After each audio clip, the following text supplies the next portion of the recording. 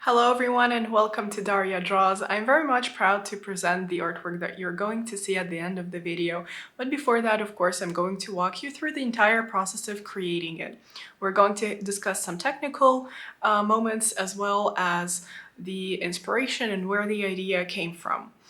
Squeezing all of the footage that I have accumulated during the 9 months of painting this piece was definitely a challenge, squeezing that into a 20-minute video, and I chose the most interesting, in my opinion, moments, the most significant, and the bits that show the most drastic changes. So without further ado, let's begin.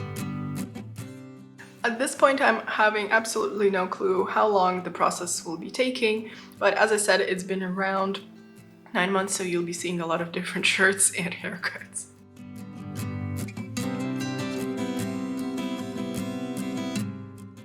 I toned the canvas with a green. It's like a combination of different greens, and of course I wanted to create this green undertone throughout the whole painting because I feel like it reflects the grass and the not the grass, but the leaves of the sunflowers and the whole field. And yeah, I just wanted to create the under painting with those green tones. Now, the idea came from a song by a Bulgarian band, Ostava. For those of you who are not familiar with their art, I will be linking their video to that song in the description. And even if you don't understand, like, you can still get the vibe of the music, but I'm just going to read a few words that are like I have associated them with my painting. So basically, yeah, the whole song is about a sunflower field, and just a few lines from there: fields of burned out little suns, fields of joined sick flowers, fields of starved love hearts, fields of sunflowers, white stains. So like, yeah, overall I wanted to create a very bright painting, but at the same time I wanted it to be very sad, because usually we as human beings associate yellow and white as something very calm, happy, and etc. But I wanted to do the complete opposite, and that was, I guess, the challenge for me.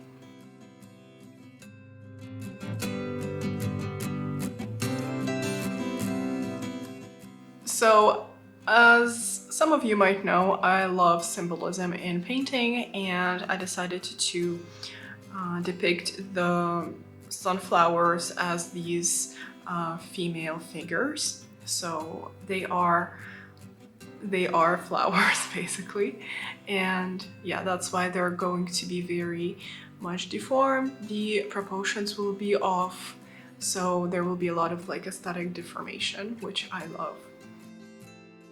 Even though I wanted the proportions to be very much off and I didn't want them to look like actual human beings, because they were just like a reflection of humanity, I still wanted the image to be believable, and that's what I keep talking about in my paintings. You can paint the most crazy thing, but if it's not believable, if the viewer feels like you're unsure about your decisions, it will translate in the painting as well. So I did use the anatomy a little bit. I did use myself for certain poses, so I could get a better understanding of what I'm trying to paint.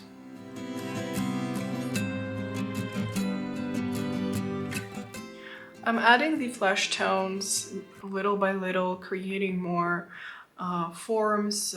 Certain dents are a little more highlighted, so we're getting a little bit of that three-dimensional feeling. I wanted to create that effect, that as if the girls were kind of hiding from the sun. They were too sun-drenched, so they've had too much of it and they're just trying to sort of hide their faces. They look tired and etc.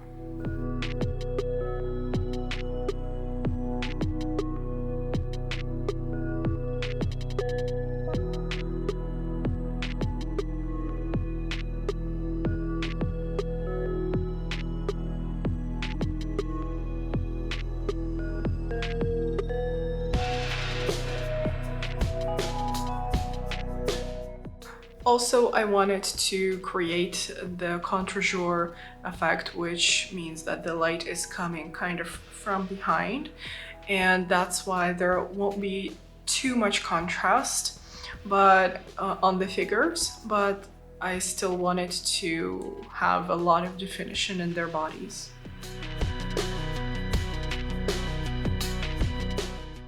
As you can see, I have elongated the arm of the girl that's on the right by a whole lot, and I just feel like it adds to that tiredness and that like her whole body is just dragging her down. And I feel like sunflowers are kind of in a way like that because they have very strong long stems, and then they have this big crown that these stems have to hold.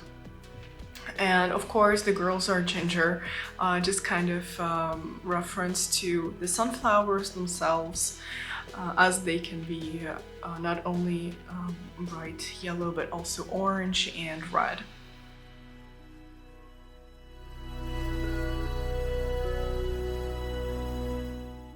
I ended up switching the position of the hand of the girl on the left, so the one that's raising her arm and covering herself, because this position is just a little more natural and actually just aesthetically looks better to me. And yeah, a lot of twists and turns, so that was a challenge getting that. But as you can see, the colors are getting a little more alive and a little brighter. And the definition is sticking out a little better as well.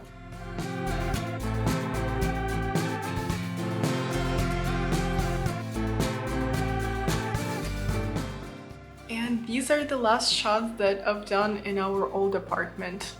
So whatever comes next is from my studio.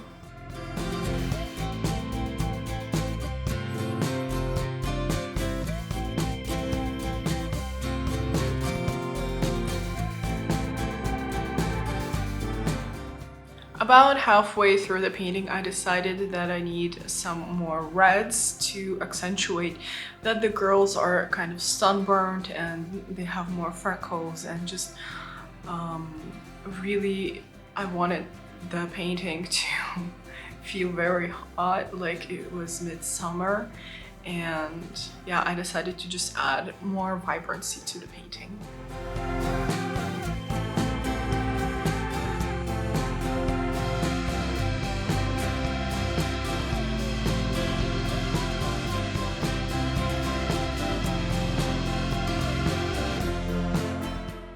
Almost every session that has to do with this painting started by me applying this semi-transparent layer, which essentially is very diluted paint. It could be any like dark color. So in my case, it was dark green with just a little bit of brown so that it's a bit colder than just pure brown.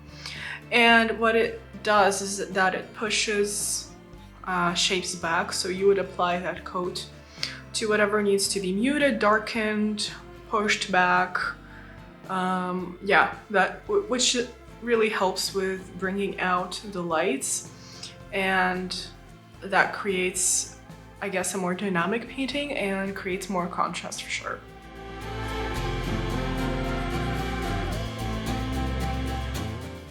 At one point, I felt like I overworked the painting a little bit, and so I had way too much definition, which was making the painting look a little harsh. So I took it back a little bit and just made the shapes a little bit softer, and that gave it a more, I guess, realistic touch. So yeah, I think I just pushed myself a little too far there.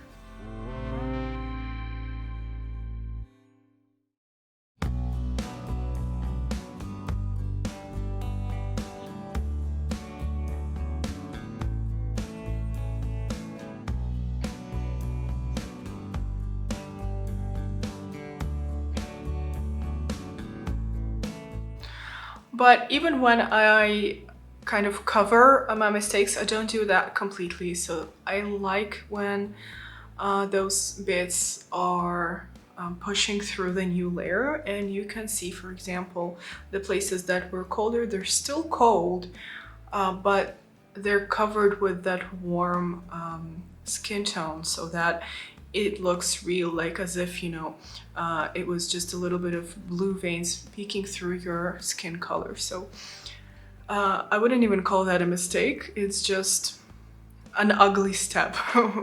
I guess when you paint, there's always that ugly step that you just have to overcome and just keep going, and then it just gets better.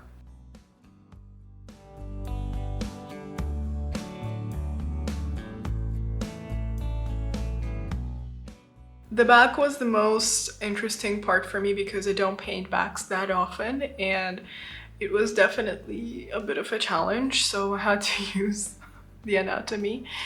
And also the challenge was that the light was set in a different way, and of course the light that hits from the top will light up the top part more than the bottom.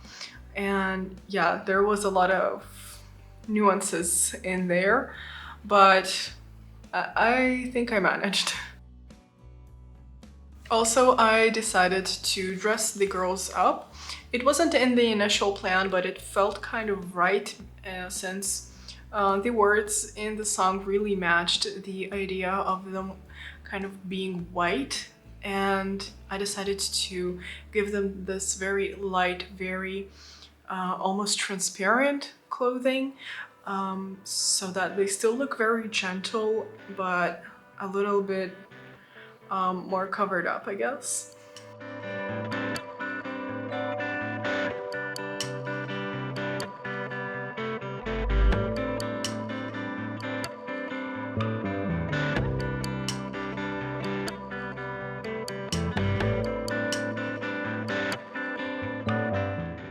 And of course, when I say white clothing, there isn't a single spot where I used pure white. It was always kind of bluey gray, or something in between blue and green.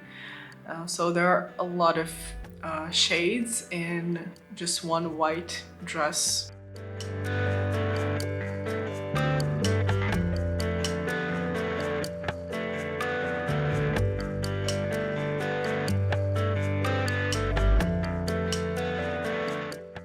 Even though I wanted them to have clothes, I didn't want to cover up their figures. I wanted their bodies to be very readable, and I just wanted the clothes to move with them.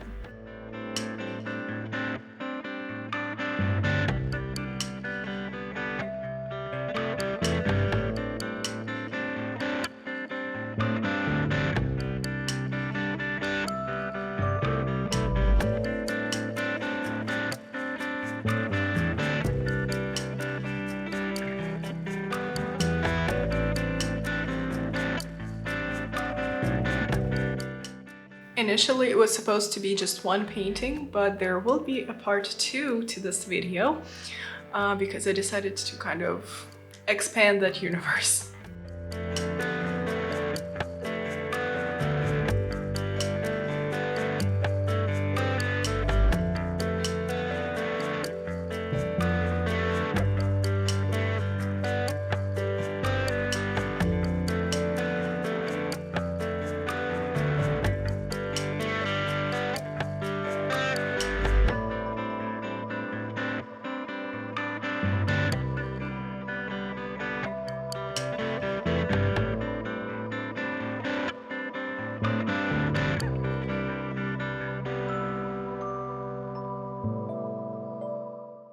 So this is one of the last sessions, and I'm using again this semi-transparent layer to push back all of the shapes, to darken certain areas, and to bring out those lights.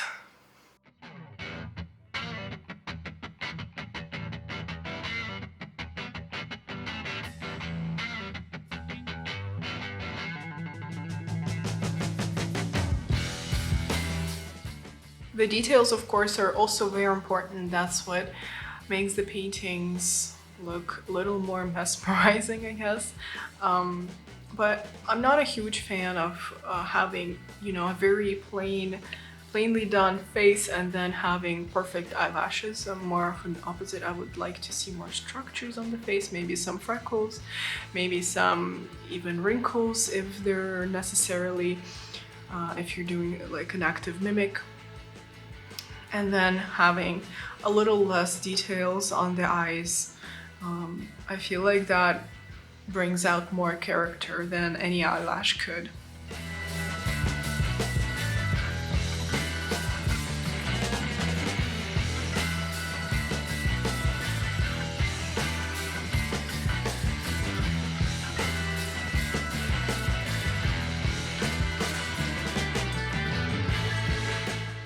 So you're about to see the end result. I hope you enjoyed the video. If you did, give it a thumbs up and subscribe to my channel if you would like to see more content from me. That's what helps the channel grow as well and keeps me motivated to post more. So I'll see you in the next video.